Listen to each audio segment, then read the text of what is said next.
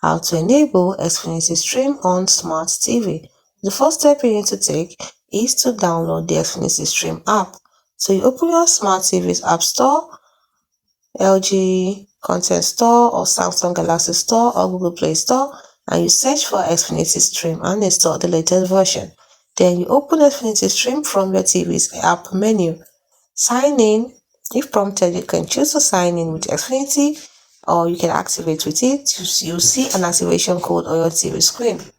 So the next thing you're going to do is activate on the web browser. On a phone or computer, go to xfinity.com/stream activate.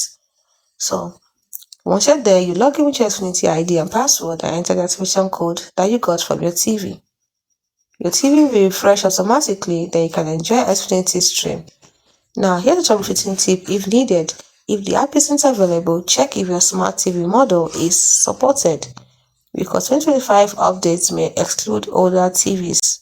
So ensure your Xfinity subscriptions include streaming access. It's as simple as that.